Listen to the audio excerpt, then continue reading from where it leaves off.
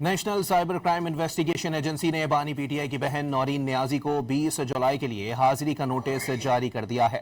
N C سی آئی اے کے مطابق نورین نیازی کو ضابطۂ فوجداری کی دفعہ 160 کے تحت نوٹس بھیجا گیا۔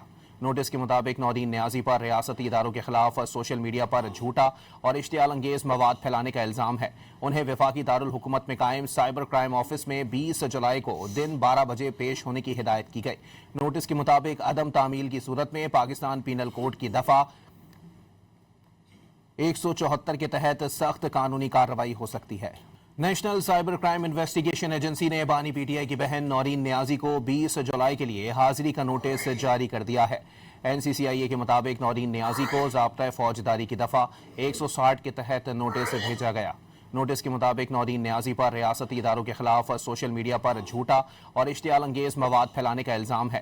انہیں وفاقی دارالحکومت میں قائم سائبر کرائم آفس میں 20 جولائی کو دن 12 بجے پیش ہونے کی ہدایت کی گئی۔